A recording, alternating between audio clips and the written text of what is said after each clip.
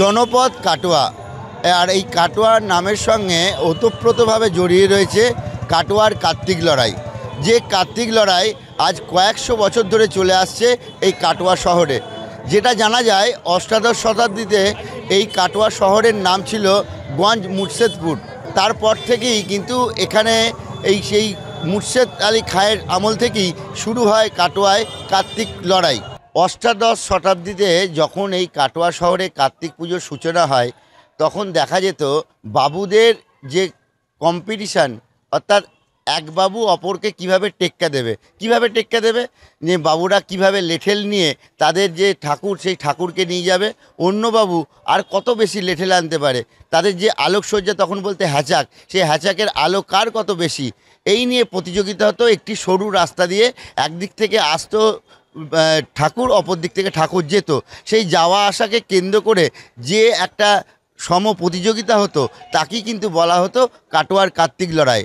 সময় পাল্টেছে, দিন পাল্টেছে, এখন এসছে অত্যাধুনিক এলইডির যুগ। সেই কারণে দেখা যাচ্ছে কাটোয়া যে সমস্ত শোভাযাত্রাগুলো বেরোচ্ছে কাটোয়ার লড়াইয়ে অত্যাধুনিক এলইডি দিয়ে সাজিয়ে সেগুলিকে বার করা হচ্ছে। কাটোয়ার কার্তিক লড়াইয়ের সঙ্গে যে শব্দবন্ধটা জুড়ে যায় সেটা হচ্ছে শোভাযাত্রা। আর শোভাযাত্রা মানে কাটোয়াবাসীর কাছে অক্সিজেন। স্বাভাবিকভাবেই মানুষের প্রচুর এক্সপেকটেশন অক্সিজেনের কাছে থাকে। আমরা বিগত বছরে রাজকুমার ব্রাস ব্যান্ড নিয়ে এসেছিলাম, এবারে মহারাষ্ট্র থেকে আসছে শিবদুর্গা ঢোলতাশা, তার পাশাপাশি দিল্লি থেকে একটা ইনস্ট্রুমেন্টাল টিম আসছেন, মানে বহু, তার সঙ্গে বিভিন্ন লাইটের রকমারি রয়েছে। চন্দননগর থেকে বিভিন্ন মানুষজন, যেটা হ্যাচাকে মাথায় করে আগে একটা সময়ে লাইট নিয়ে যাওয়া হতো, আমরা সেই ধারাটাকেই আবার আধুনিকতার সঙ্গে ফিরিয়ে এনেছি।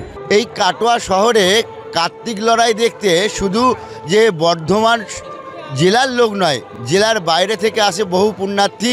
শুধু পাশাপাশি এই জেলার বাইরে থেকে যেমন লোক আসে ভিন জেলা থেকে, তেমনি ভিন রাজ্য থেকেও এখানে লোক এসে দেখে কাটোয়ার কার্তিক লড়াই।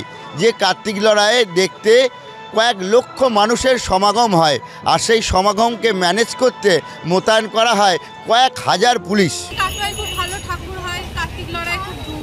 তো প্রথমবার দেখতে এলাম, ভালোই লাগছে। এখনো 4-5টা ঠাকুর দেখা হয়েছে, আরও ঠাকুর আছে, আরও ভালো মন্দির, দেখি ভালো করে কেমন লাগে দেখে। ভিন রাজ্য থেকে আসা বাজনার দল এবং ভিন রাজ্য এবং ভিন জেলা থেকে আসা আলোকসজ্জা মানুষকে আকর্ষণ করে কাটোয়া শহরে। সেই কারণেই কাটোয়া শহরে কার্তিক লড়াই দেখতে কয়েক লক্ষ মানুষের সমাগম হয়।